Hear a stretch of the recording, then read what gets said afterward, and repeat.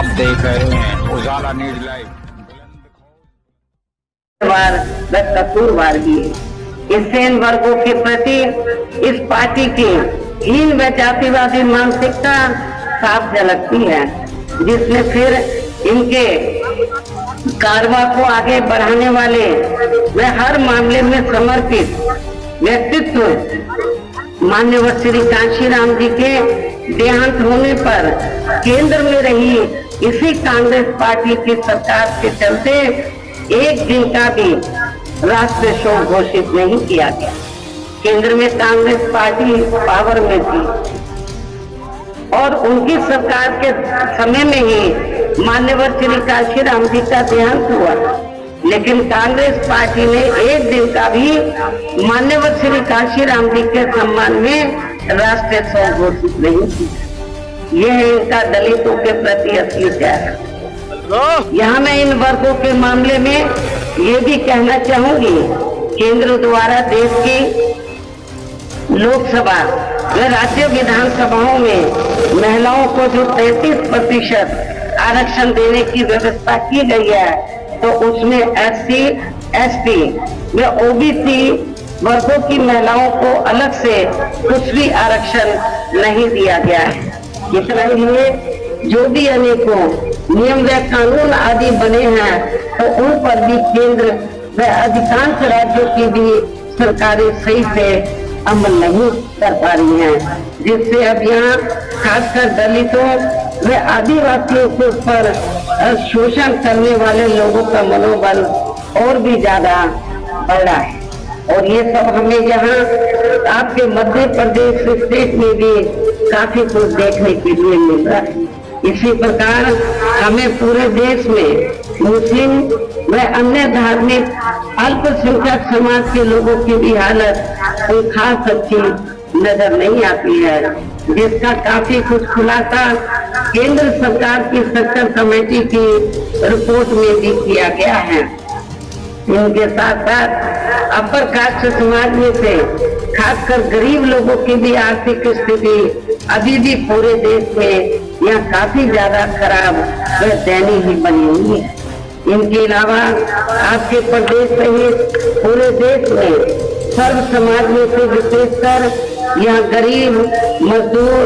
किसान, कर्मचारी, व्यापारी एवं अन्य मेहनतकश लोग भी अपनी विभिन्न समस्याओं को लेकर अभी भी हमें काफी ज्यादा दुखी ही नजर आते हैं। और इनमें से किसान वर्ग को केंद्र की वर्तमान भाजपा सरकार द्वारा बनाई गई गलत नीतियों के कारण काफी ज्यादा परेशान व आंदोलित भी रहा है। लेकिन इन सबकी मुख्य वजह हमारी पार्टी केंद्र व आपके मध्य प्रदेश स्टेट में भी यहाँ तक रही सभी विरोधी पार्टियों की सरकारों की जातिवादी, पूंजीवादी व शोषण मानसिकता के तहत बनाई गई उनकी गलत नीतियों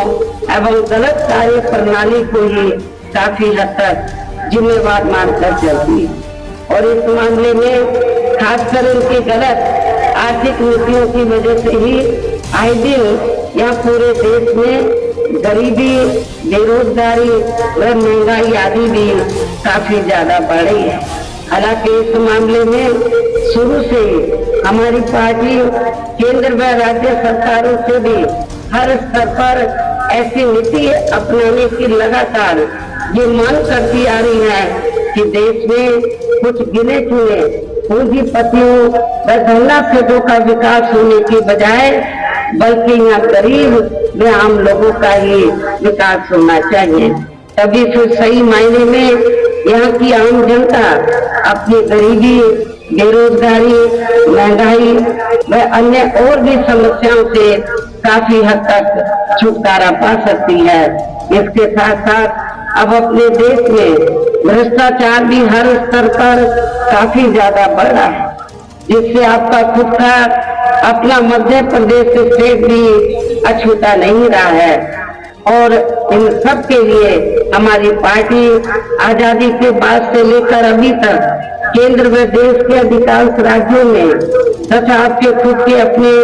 मध्य प्रदेश स्टेट में भी ज्यादातर सत्ता यहाँ गलत पार्टियों में से खासकर कांग्रेस, बीजेपी व इनकी सहयोगी पार्टियों के हाथों में ही आने को मानकर चलती है। और इन सभी विरोधी पार्टियों को हमारी पार्टी इसलिए जिम्मेवार मानकर चलती है क्योंकि आजादी के बाद से लेकर अभी तक लगभग ये सभी विरोधी पार्टियां केंद्र व देश के अधिकांश राज्यों में भी ज्यादातर जहां बड़े बड़े पूंजीपतियों व धना सेठों के ही आर्थिक मदद से सत्ता में आती रही हैं। और सत्ता में आ जाने के बाद फिर ये पार्टियां अधिकतर मामलों में अपनी आर्थिक एवं अन्य सभी नीतियां यहाँ आम जनता की समस्याओं को दूर करने के हिसाब से तैयार नहीं करती हैं, बल्कि देश के उन बड़े बड़े पूंजीपतियों व धना सेठों को ही फायदा पहुंचाने के हिसाब से अपनी अधिकांश नीतियां तैयार करती हैं, जिनके धन व बल से चुनाव लड़कर ज्यादातर ये पार्टियां केंद्र व आपके राज्य सहित देश के अन्य राज्यों में भी अभी तक यह सत्ता में आती रही हैं, जिसके कारण ही अब पूरे देश में व आपके खुद के अपने प्रदेश में भी अभी भी हमें यहाँ सर्व समाज के लोग अधिकांश मामलों में अपनी विभिन्न समस्याओं को लेकर काफी ज्यादा दुखी व परेशानी नजर आती है। जबकि पूरे देश में बीएसपी ही अकेली एक ऐसी पार्टी है जो विरोधी पार्टियों की तरह देश के बड़े बड़े पूंजीपतियों व धना सेठों की आर्थिक मदद से नहीं बल्कि अपनी पार्टी के ही आम कार्यकर्ताओं की आर्थिक मदद से चुनाव लड़कर या केंद्र व राज्यों की भी सत्ता में आना चाहती है, ताकि हमारी पार्टी सत्ता में आने के बाद फिर बिना किसी दबाव के व आजाद होकर लोगों की सभी समस्याओं का समाधान कर और इसी आधार पर चलकर ही आबादी के हिसाब से देश के सबसे बड़े प्रदेश उत्तर प्रदेश में 4 बार हमारी पार्टी ने अपने नेतृत्व में वहां सरकार भी बनाई है। और हमने अपनी सभी चारों रही सरकारों में अपनी पार्टी के विचारधारा एवं सिद्धांतों के तहत चलकर वैसे तो वहाँ सब समाज के हितों का पूरा ध्यान रखा है, लेकिन सभी मामलों में प्राथमिकता पहले हमने वहाँ सब समाज में से विशेषकर उन दलितों, आदिवासियों, पिछड़े वर्गों, मुस्लिम व अन्य धार्मिक अल्पसंख्यक समाज के लोगों को तथा गरीब एवं असहाय लोगों को ही दिया है, जिनकी वहाँ हर मामले में हर स्तर पर सभी